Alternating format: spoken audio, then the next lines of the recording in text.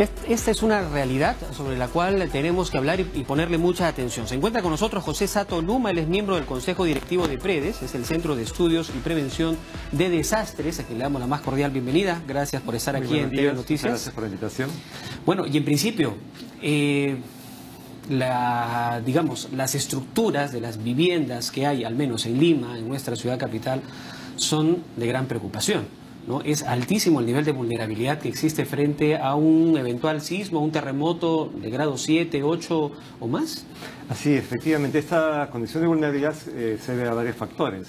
En primer lugar, el tema del lugar donde, el suelo donde construimos, y luego la forma en que hemos edificado estas viviendas o otros elementos, en la cual vemos que en el Perú tenemos más del 70% de informalidad en la construcción. En Lima vemos que este porcentaje se incrementa, inclusive llegando al 80%. Y eso nos preocupa en gran medida porque el número de víctimas mortales producto de colapso de estas edificaciones puede ser muy grave.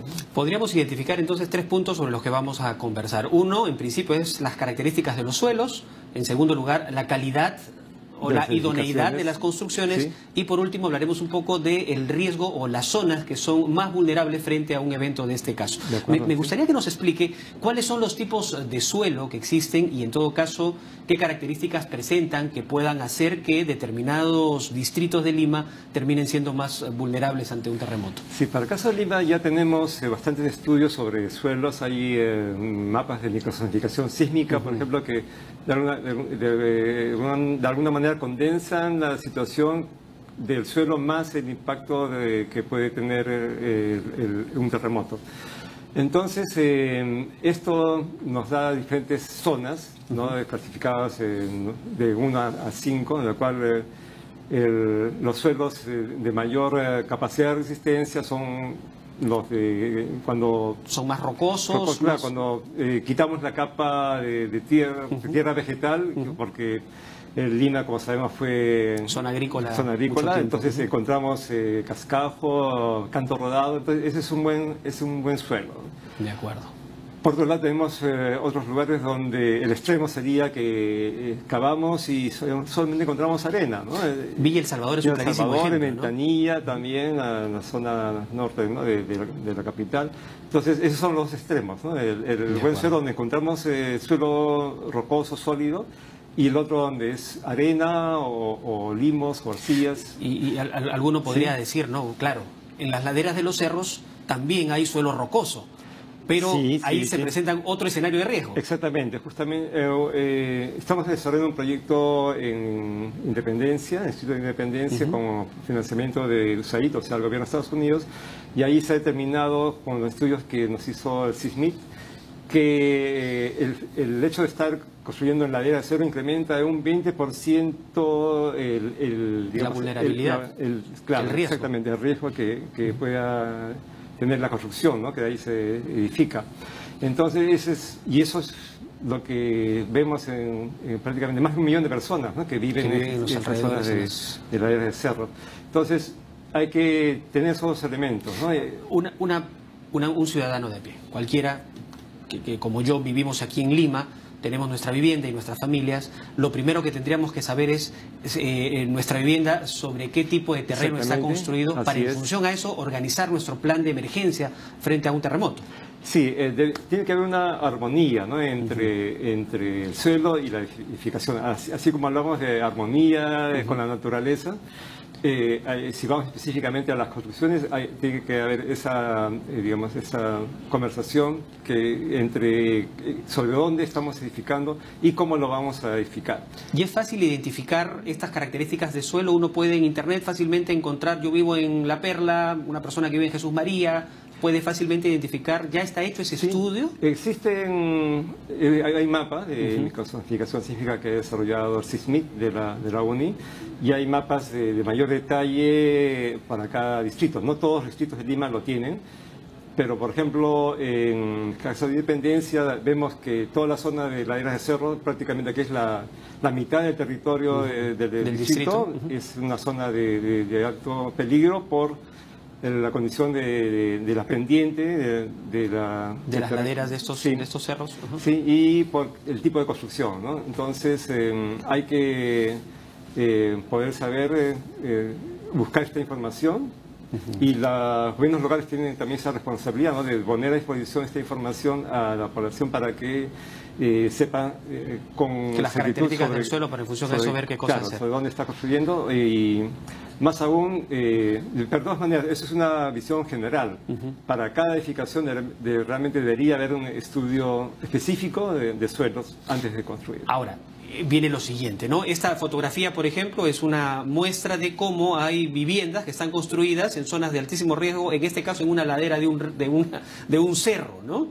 Que, o sea, ni siquiera tiene que ser un sismo o un terremoto, con un movimiento telúrico de baja intensidad, ya hay un altísimo riesgo en poblaciones así, ¿no? En primer lugar, lo que tenemos que ver es que para poder edificar ahí lo que ha hecho la población es lo que se llama un corte y relleno. O sea, corta el cerro y lo que obtiene de ahí lo utiliza para rellenar la parte delantera, digamos, y eso crea un primer desbalance, ¿no? Un suelo no compacto y un suelo rígido, ¿no? Entonces, esa diferencia también es un grado de vulnerabilidad.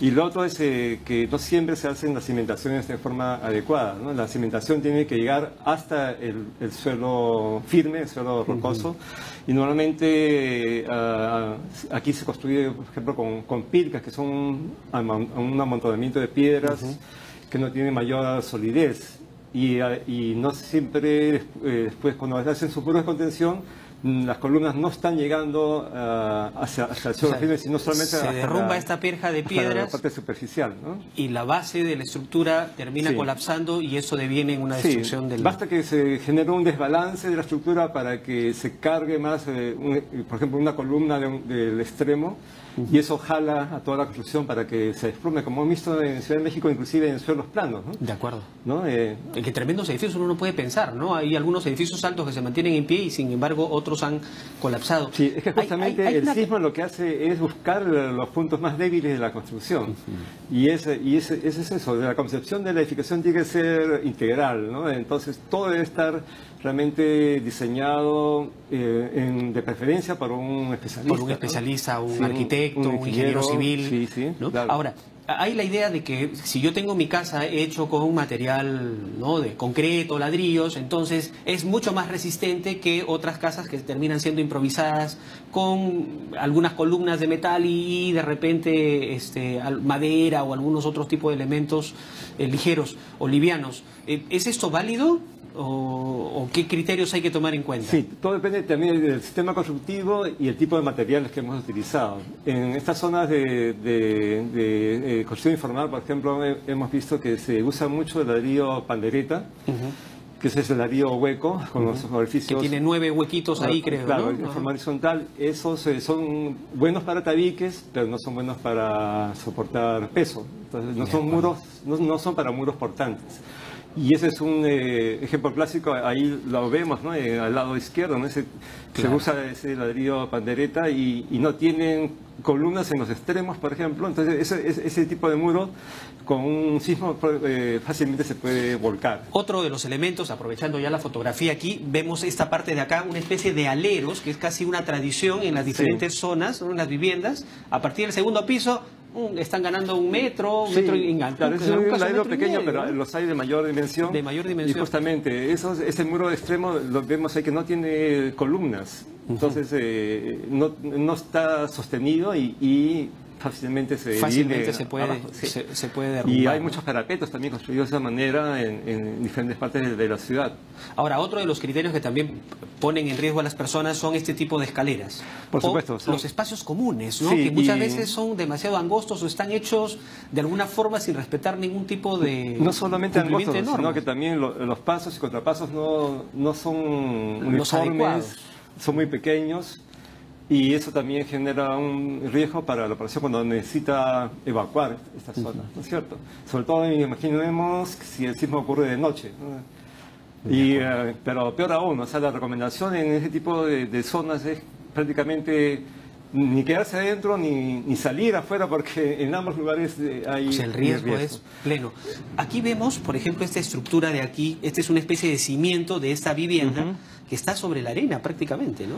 Así es, o sea, eso es realmente muy generalizado en construcciones en la ladera de cerro, y un gran riesgo, porque siempre pues tenemos que llegar, ¿no?, al suelo firme. Y así pues tenemos una serie de casos, pero sí, como se mencionó en un reportaje anterior, pues hay maneras de mejorar esta situación en las edificaciones, de reforzarla, por lo menos crear un ambiente seguro dentro del hogar, ¿no? Porque ahora, aquí, por ejemplo, no vamos a poder salir afuera. Entonces, tenemos que protegernos en un lugar seguro dentro de la vivienda, que ya debe estar predeterminado o reforzado con medidas que, por ejemplo, estamos haciendo ahora una guía justamente de reforzamiento de viviendas en la ladera del cerro, que pronto lo daremos a conocer. Veamos, pensemos en una vivienda que probablemente está, digamos, en un edificio, en un segundo, tercer, quinto piso. A veces es casi imposible bajar con un movimiento telúrico de gran intensidad, porque no se puede ni caminar a veces. ¿Cuáles son las recomendaciones? ¿Cuáles son los espacios más seguros dentro de un edificio o de una vivienda de 2, 3 pisos? La recomendación es ubicar un lugar donde haya una buena estructuración. O sea, vigas y columnas. Donde hay columnas que estén más juntas, digamos, entre ellas. Claro, donde haya mayor densidad de elementos de concreto, que generalmente lo encontramos en las cajas de sensores o en las escaleras, que la escalera misma es un elemento de concreto, ¿no? Tiene una estructura de metal y concreto, ¿no? Sí, normalmente usamos concreto. Entonces ahí es donde la gente debe ubicarse para pasar por lo menos el momento del sismo, y luego evacuar por precaución de que haya habido un daño sustantivo y las posibles réplicas que puedan haber. Entonces, solamente regresaríamos si es que sabemos que la edificación ha quedado en buen estado. Ya.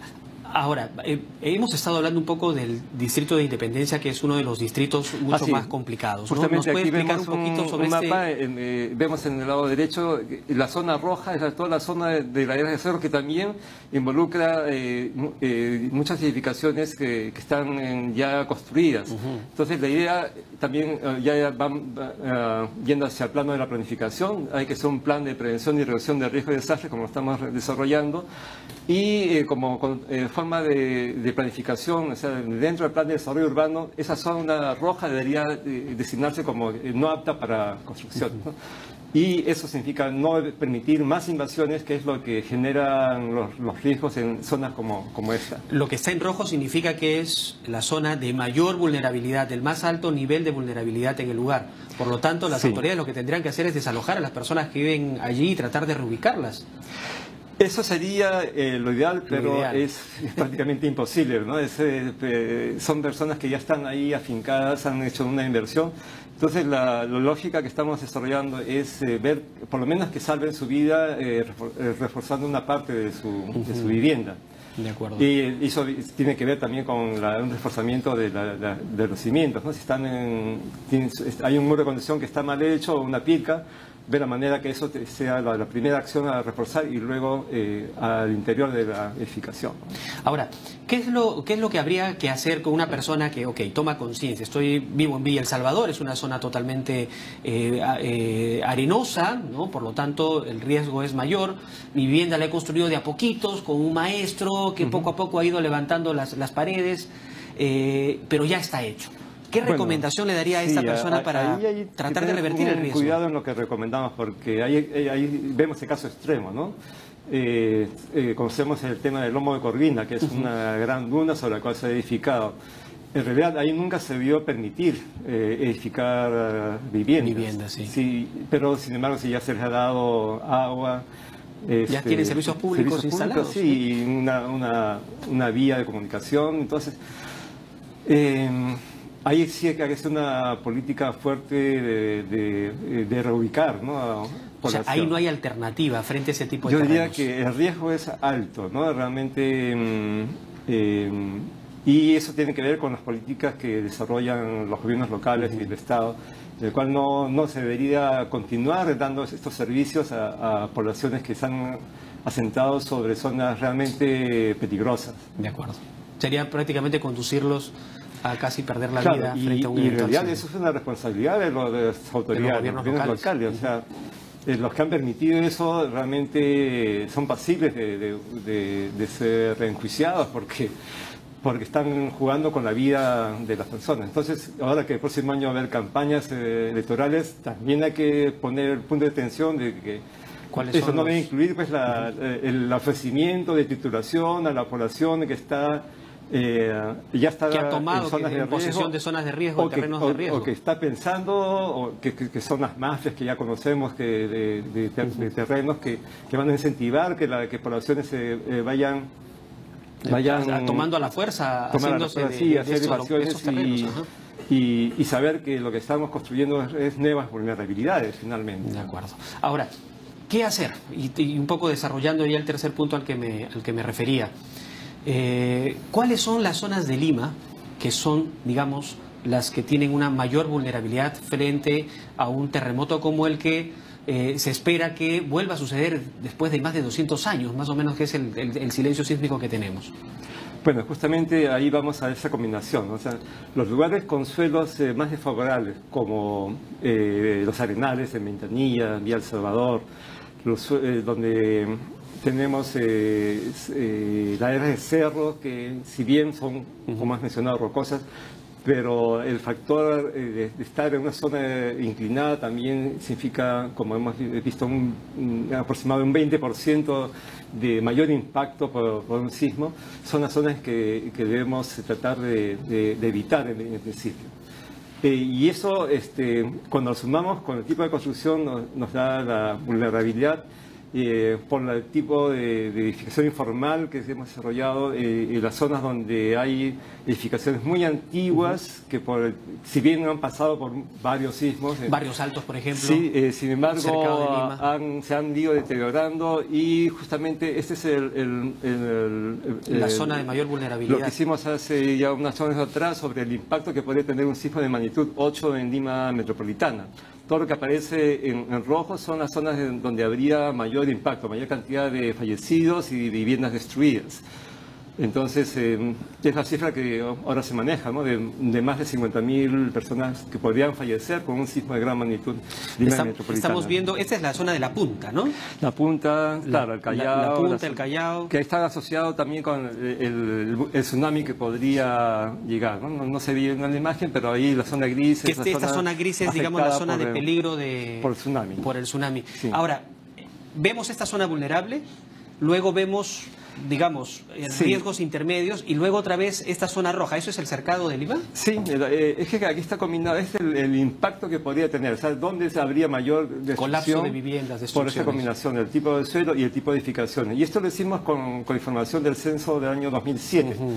Ahora que vamos a tener un nuevo censo, justamente será motivo para poder mejorar y tener datos más actualizados. Esa es una de las ventajas de este censo que se va a hacer ahora el 22 de octubre, justamente, ¿no? O sea, es importante la información porque es un censo de población y vivienda. O sea, vamos a conocer las características, cómo están actualmente, porque ahí el tema también del número de pisos, pero también el estado de conservación que tiene la edificación, el tipo de estructura que tiene. Y cuántas personas también están en riesgo como consecuencia de este tipo de vivienda. Va a estar todo georreferenciado según nos han informado. Pues esa combinación nos permitirá hacer mapas de mayor detalle. Una evaluación para poder tener mapas de vulnerabilidad más precisos. Aquí tenemos una fotografía que da cuenta de estas construcciones que refería, ¿no? Que son construcciones bastante antiguas. Algunos de ellos están hechos incluso de adobe, de quincha, de algún tipo de material muy distinto a los que se utilizan ahora en las nuevas viviendas. ¿Qué hacer en estos casos? Porque además en algunos casos terminan siendo viviendas casi que no se pueden ni tocar porque están siendo protegidos por una zona monumental, son monumentos históricos propiamente. El costo en este caso del reforzamiento es elevado, pero eso se requiere pues un programa de renovación urbana donde considere pues las zonas monumentales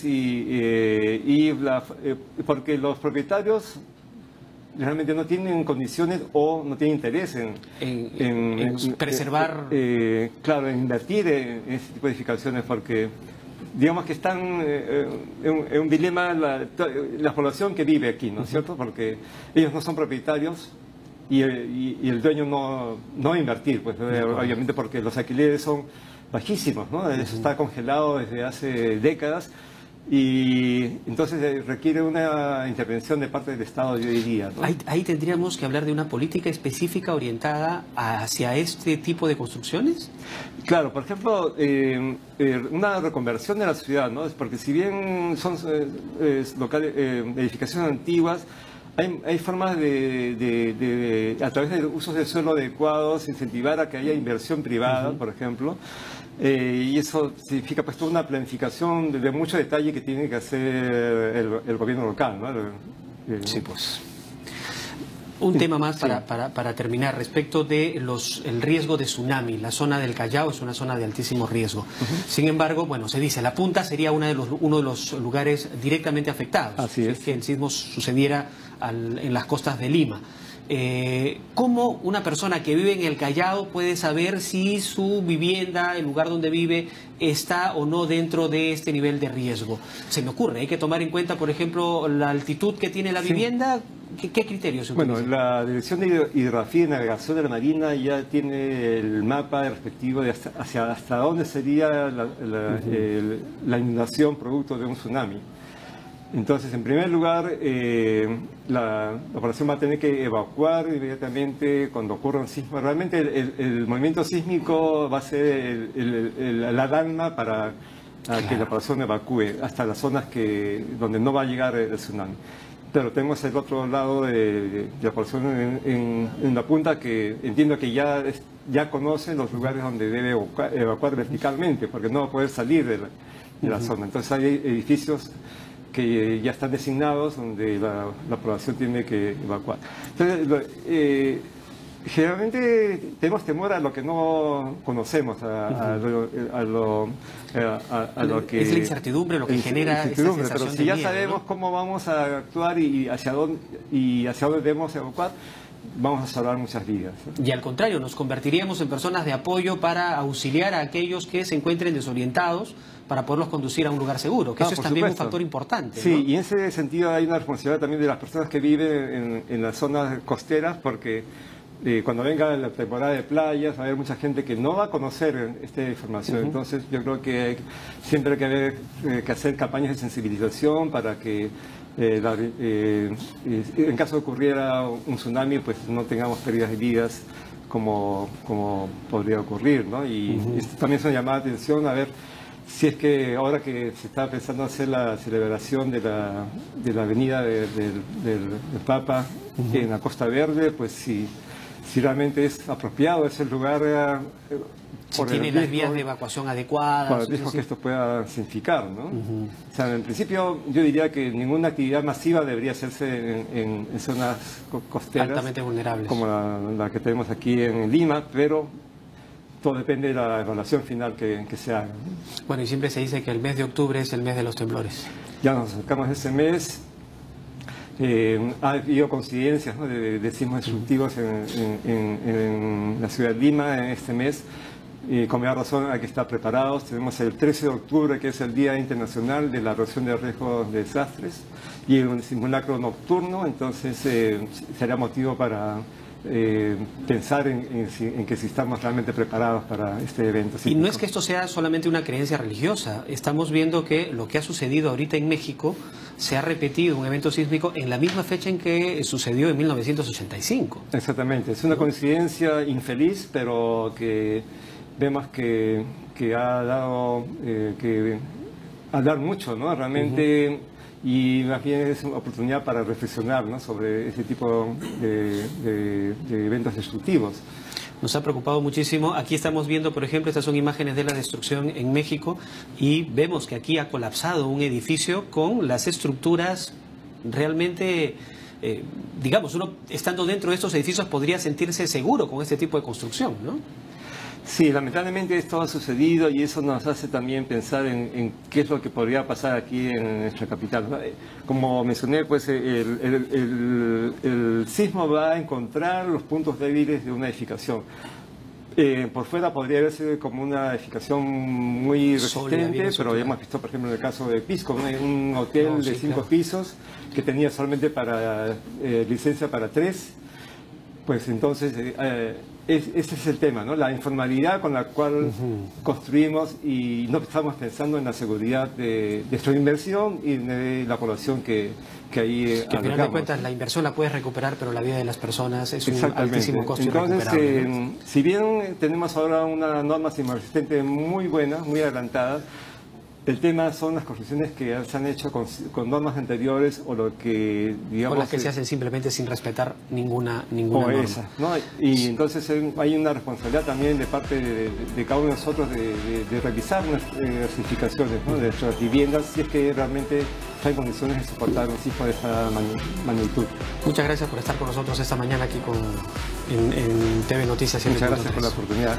José Sato Onuma nos ha dado recomendaciones, información muy clara, real, de los cuidados que tenemos que tener, de la información que debemos de tomar en cuenta para poder actuar frente a la eventualidad de un sismo que se dice que podría suceder en cualquier momento en Lima. Hacemos una pausa, vamos a volver con más información aquí en TV Noticias 7.3. Volvemos.